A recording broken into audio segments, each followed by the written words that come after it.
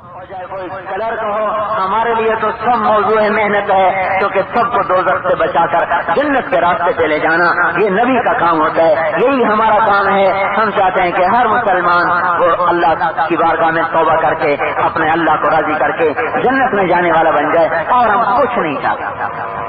اور یہ میرے کہنے سے نہیں ہوگا، آپ کے ذاتی طور پر کرنے سے ہوگا، اس کے لیے وقت دینا پڑے گا۔ میں نے ایک ڈاکٹر سے بات کی، کہنے کہ میں مریضوں کی خدمت کرتا ہوں، میری یہی عبادت ہے۔ میں نے کہا اگر آپ کو گھر کا کوئی کام پڑ جائے تو پھر یہ چھوڑ دیتے ہیں؟ کہنے لگے ہاں میری بیوی بیمار ہوئی تھی، 2 ہفتے کلینک بند رہا تھا۔ میں نے کہا اچھا، تو اگر وہ آپ کا کام ہے جس کے لیے کلینک بند ہو سکتا ہے، تو یہ آپ کے حبیب کا بتایا ہوا کام ہے کہ میرے پیغام کو آگے پہنچا دو، اس کے لیے بھی وقت نکالیں۔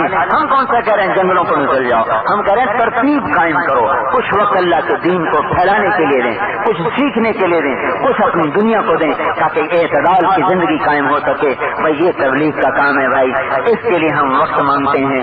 ایک زمانہ تھا کوئی سننے والا نہیں تھا، پھرتے ہیں خار میر کوئی پوچھتا نہیں، کوئی نہیں سننے والا تھا۔ آج اللہ نے فضل فرمایا کہ شاہی ایوانوں تک بات کو پہنچا دیا۔ یہی نبوت کے کام کی دلیل ہے کہ غریبوں سے شروع ہوتا ہے اور شاہوں تک پہنچ جاتا ہے، بشرطے کہ کوئی طلب نہ ہو، کوئی غرض نہ ہو، کوئی لالچ نہ ہو۔ تو اللہ تعالیٰ آنکھوں سے دکھاتا ہے کہ اللہ تعالیٰ اس کام کو اس وقت 6 بر اعظم میں اللہ نے جماعتوں کو پھیلایا ہوا ہے۔ کئی پیدل جماعتیں سال کی باہر پھر رہی، پاکستان کے اندر پھر رہی۔ ہمارا جو جہاں میرا گاؤں ہے وہاں سے قریب عبد الحکیم ایک چھوٹی سی چھاونی ہے فوج والوں کو، تو وہاں ایک شناسائی تھی، تو 1-2 ساتھی مل گئے میجر، کہا جی میں حیران ہوں، فوج بھی وہ ٹریننگ نہیں کر سکتی جو اس کام میں ہو رہی۔ ان کا وہ کہتے ہیں کہ بلوچستان کی ایک جگہ ہم کام کر رہے ہیں، وہاں سے ایک پیدل جماعت گزری، ہم نے ان کو چائے وائے پلائی، ہم نے پوچھا کہاں جانا ہے، تو 50 کلومیٹر آگے جگہ تھی جو بتائی۔ ہم نے کہا آگے پانی نہیں ملتا، آپ مہربانی کریں ہماری جیپ قبول کر لیں یا آپ کو جیپ پہ چھوڑائیں گے؟ کہ نہیں ہمیں پیچھے سے حکم ہے کہ پیدل چلنا ہے۔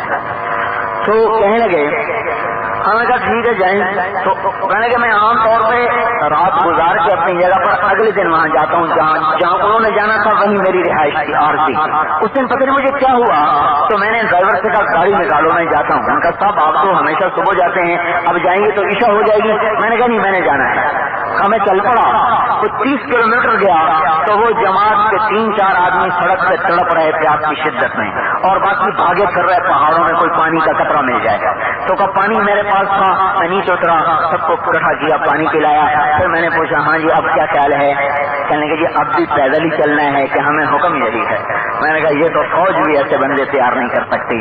میں نے کہا یہ رائمنڈ والوں نے تیار نہیں کیے، یہ ختم نبوت کے نور نے تیار کیے ہیں، یہ محمد مصطفیٰ صلی اللہ علیہ وسلم کی غلامی میں یہ بندے تیار کیے ہیں۔ بھوکے چل رہے، پیاسے چل رہے، کچھ نہیں مانگ رہے، اور ساری دنیا میں آدمی کام کر رہے ہیں بغیر تنخواہ کے کر رہے ہیں۔ رائمنڈ میں 4-5 ہزار آدمی 24 گھنٹے ہوتے ہیں، 4-5 ہزار آدمی کو روٹی کھلانا کوئی آسان کام ہے؟ کون ہے کسی بڑے M P M L A کو 4-5 ہزار آدمی کو روز روٹی کھلائے؟ 4-5 ہزار آدمی، کوئی چندہ نہیں، کوئی اپیل نہیں، کوئی تقریر نہیں کہ چندے دیتے جاؤ جنت میں گھر بناتے جاؤ۔ آج تو جنت بھی سستی ہو گئی، تقریر ہو رہی بھائی مسجد میں ماربل لگا دو جنت کا ٹھیکہ لے لو۔ جنت اتنی سستی ہے کہ حلال حرام مسجد میں لگا دو اور جنت لے لو، سبحان اللہ۔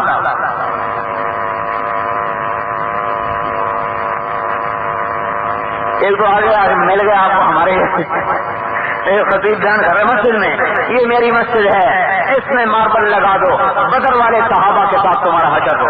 بھائی لٹیا ہی ڈبو دی، بدر والوں کو قرآن اٹھا کے عرش پہ لے جا رہا، یہاں رشوت کا بھی پیسہ لگا دو، سود کا بھی لگا دو، لوٹ کا بھی لگا دو، تو جنت لے لو۔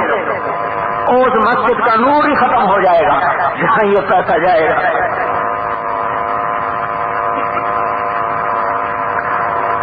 جان مال لگ رہی ہے اللہ کے فضل و کرم سے، اور دھکے کھاتے پھر رہے اور کچھ نہیں مانگتے ہیں، کچھ نہیں لیتے ہیں۔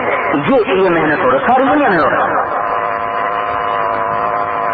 تو بھائی یہی محنت آپ کی خدمت میں عرض کر رہے ہیں کہ آپ اس کو اپنا کام سمجھیں۔ 4-5 ہزار آدمی 24 گھنٹے رائمنڈ میں آ رہا ہے جا رہا ہے، آ رہا ہے جا رہا ہے، ان کی روٹی پر ان 4-5 ہزار آدمی کو کنٹرول کرنے کے لیے 22 شعبے محکمے سمجھ لو، 22 محکموں میں ایک آدمی تنخواہ دار کوئی، ایک پیسے کا روادار کوئی، ایک سڑی پیسہ لینے کے تیار کوئی نہیں.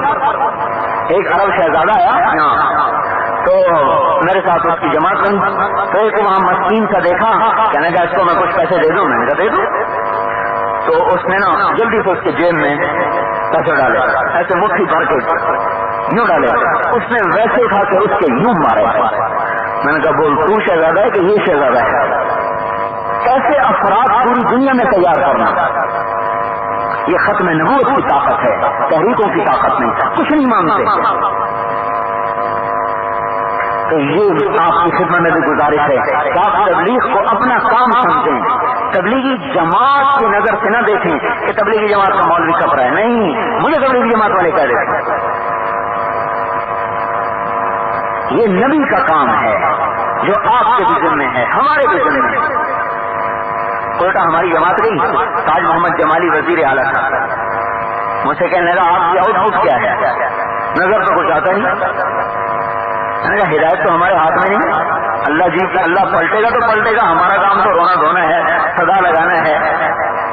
لیکن اتنی تو میں بھی جانتا ہوں کہ 1974 میں کوئٹے میں آیا تھا تو آپ کا چپراسی بھی ہماری بات نہیں سنتا تھا.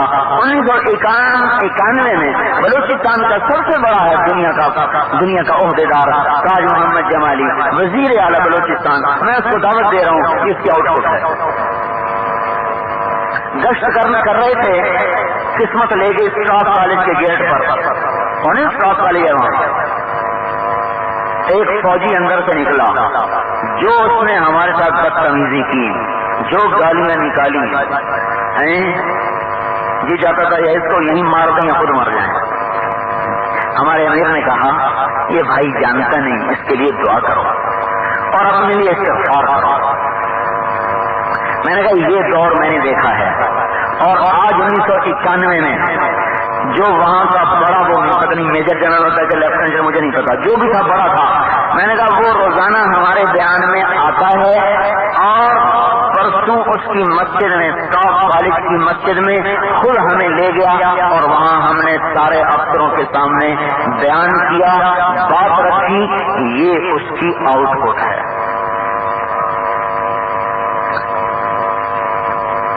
تعمیری کاموں میں شور نہیں ہوتا, خاموشی سے ہوتے ہیں.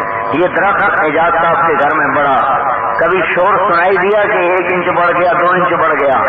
یہ تعمیر ہے. کسی کو کاٹنا ہونا تو کلہاڑی کے ٹھک ٹھک وہاں تک سنائی دے گی. یہ تقریب ہے. تقریب میں شورش و ہنگامہ ہوتا ہے, تعمیر خاموش ہوتی ہے. دیوار کے بننے کا شور نہیں ہوتا, دیوار کے گرانے کا شور ہوتا ہے. ایک آدمی غصہ پی گیا, تعمیر ہے, پتہ ہی نہیں لگا کسی کو. اور ایک آدمی پھٹ پڑا, یہ تقریب ہے. ساری اسمبلی میں پتا چل گیا کہ فلاں ایم صاحب آؤٹ ہو گئے, آپے سے باہر ہو گئے.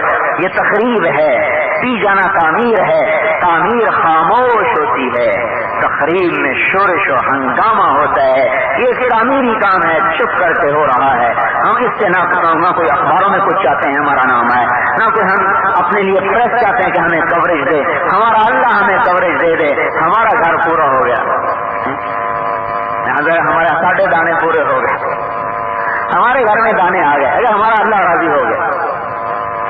تو یہ آپ کا کام ہے, میرا کام ہے, پوری امت کا کام ہے, آپ کے ایک عہدیدار کا کام ہے. پھر یہاں یہ جو پہلے یہ میریٹ ہوٹل ہالیڈے ان ہوتا تھا, یہاں ہماری جماعت آئی تو یہاں کوئی اصلاح معاشرہ کوئی تھی, کمیٹی کے پتہ نہیں کیا تھے, انہوں نے ہمیں ہماری دعوت کی, ہمیں بھی بلایا. تو اس میں ریٹائرڈ افسران بھی تھے, چوکی لیول کے, جرنیل لیول کے, بعض ہم نے بھی بات رکھی. تو ان میں سے ایک افسر کہنے لگے پتہ نہیں فوجی تھے یا سیکٹری, آپ کی آؤٹ پٹ کیا ہے؟ تو وہاں بھی ہمارے ایک ساتھی نے کہا کہ جناب تبلیغ کا کام میوات کے جھونپوں سے چلا اور چلتے چلتے چلتے اسلام آباد کے ہالیڈے ان ہوٹل میں پہنچ گیا. یہ اس کی آؤٹ پٹ ہے. آپ نے بلایا تو ہم آئے ہیں, ہم کون سا خود آئے ہیں. یہ محنت ہے, یہ ہماری تقریروں سے کوئی نہیں آ رہے, اعمال اور قربانیاں ہیں جس سے لوگ کھینچے چلے آ رہے ہیں. پھر عورتوں میں کام ہو رہا, عورتوں کی جماعتیں پردے کے ساتھ نکلتی ہیں. میں آپ کو کیا بتاؤں, فلمی اداکاروں میں ہم نے کام, اللہ نے ہمیں ذریعہ بنایا, ہم نے ان میں کام شروع کیا. ایک اداکار کے پاس ہم گئے, ملے, اس نے 3 دن لگائے. کہنے لگا میں بتاؤں کہ میں نے کیوں آپ کے ساتھ وقت لگایا؟ کہا ہمیں کوئی دیندار محبت کی نظر سے نہیں دیکھتا، نفرت کی نظر سے دیکھتے ہیں، آپ نے محبت کی نظر سے دیکھا، میں اس لیے آپ کے ساتھ چل پڑا۔ وہ دن آج کا دن، اس نے ابھی فلم تو نہیں چھوڑی لیکن نماز بھی نہیں چھوڑی۔ پھر ایک لڑکی، اس طرح وہ ہمارے بیان ہوتے ہیں، ان بیانوں میں بات سنی، اس نے پہلے عصمت فروشی کو چھوڑ دی، صرف اسٹیج پہ رہ گئی، پھر پردہ شروع کر دیا، اسٹیج پہ آ رہی پردے کے ساتھ نماز پڑھ رہی ہے، پھر وہ بھی چھوڑ دیا۔ پھر اس کا فون آیا کہ آج گھر میں ایک دانہ نہیں ہے کھانے کو، لیکن میں نے قسم کھائی ہے کہ جان چلی جائے گی حرام نہیں ہوگا۔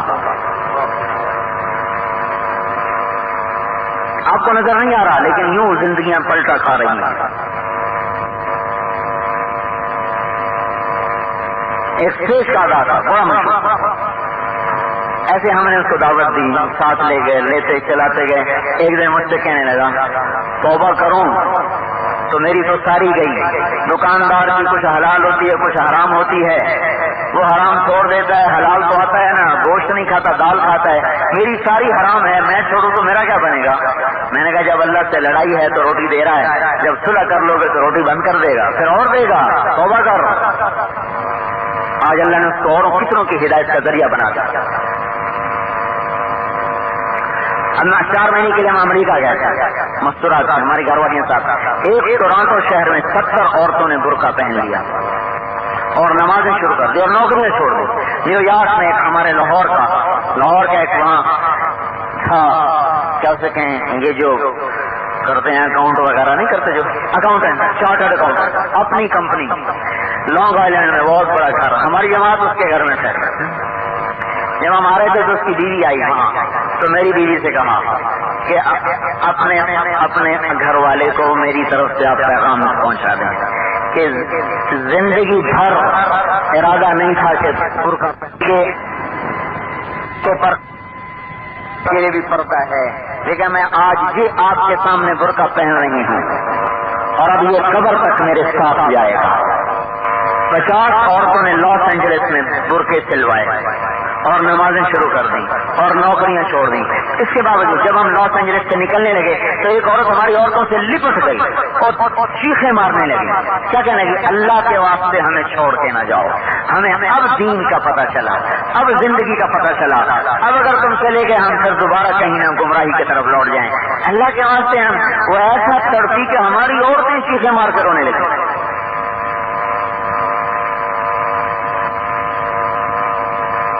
ایک ایک شہر میں یہ کہانی دہرائی گئی، ایک ایک شہر میں لوگ اتنے پیاسے ہیں، دنیا اتنی پیاسی ہے۔ ایک جگہ بیان ہوا، ایک ترک لڑکی آئی، کہنے کہ مجھ سے نفرت نہ کرنا، ایک بات کرتی، عربی میں بیان ہوا، کہ مجھے عربی نہیں آتی اور بیان میں نے سنا ہے، مجھے کچھ سمجھ میں نہیں آیا، ایک لفظ سمجھ میں آیا ہے ایمان، کہ کہنے والا کہہ رہا تھا ایمان ایمان، اس ایک لفظ نے میرے اندر ہلچل پیدا کر دی ہے۔ میں یہاں ایک یہودی لڑکے کے ساتھ بغیر نکاح کے رہتی ہوں، اس کو بولا کہ اس کو دعوت دو، مسلمان ہو جائے تو میں میری شادی کر رہا ہوں، ورنہ میں آج تم سب کے سامنے تمہیں گواہ بنا کے توبہ کرتی ہوں کہ آج کے بعد میری توبہ، اگر شادی ہو جائے ٹھیک ہے ورنہ میں ترکی چلی جاؤں گی۔ 3 دن اس لڑکے کو ساتھیوں نے سمجھایا، وہ نہیں مسلمان ہوا۔ چوتھے دن وہ آئی تو ساتھیوں نے کہا کہ وہ تو مسلمان نہیں ہوا، اس نے ٹکٹ نکال کے دکھایا کہ میں استنبول کا ٹکٹ لے چکی ہوں، اب میری طرف واپسی ہے، میں واپس چلی جاؤں گی۔ ایک لفظ نے کایا پلٹ دی۔ ہم ایک میڈیکل کالج سے گشت کر، میڈیکل کالج میں نام نہیں لے، میڈیکل کالج میں گشت کر رہے ہیں، دروازے پہ نوک کیا، ایک لڑکا نکلا، میں نے کہا جی آپ سے تھوڑی بات کرنا ہے۔ کیا کرنا ہے؟ میں نے کہا تھوڑا بیٹھ کے کرنا ہے۔ کہا جی فرمائیں۔ ایک طرف لے کے بیٹھ، میں اس کو دعوت دیتا رہا، اس نے رونا شروع کر دیا۔ کہنے لگا آپ کیا چاہتے ہیں؟ میں نے کہا 4 مہینے چاہتا ہوں۔ انہوں نے کہا میں تیار ہوں۔ میں نے کہا آپ کی تو پڑھائی ہے، اب گولی مارو پڑھائی کو۔ آپ سب آپ وہیں سے گیا کہ میں رائمنڈ ملوں گا، میں تیاری کر کے آؤں۔ وہ رائمنڈ آ گیا 4 مہینے کے لیے پہچانا تو وہ مال کا حق بنتا ہے، ٹھیک ہے نا؟ یہ چیز تو آج کرنے کی ہے نا، آج کر۔ انگلستان میں ایک آدمی کا ملے اور اللہ نے اس کو وقت میں لگانے کی توفیق دی پاکستان آیا 27 سال کی زکات اس نے نکالا اور بھاگ گیا. جب مسجد میں گیا تو کہنے لگا آپ 27 سال کے بعد میں مسجد میں آیا. 27 سال میں ایک نماز نہیں پڑھی اور 27 سال کے بعد مسجد میں آیا. پھر یہاں پاکستان آیا, لاہور کا پاکستان آیا, یہاں اس نے اپنے سارے نماز کی زکات بنا کے اپنے رشتے داروں میں تقسیم کر. تو آپ اپنے مال کو بھی اس طرح انداز کم سے کم زکات دے کر اللہ کی پکڑ سے تو بچیں.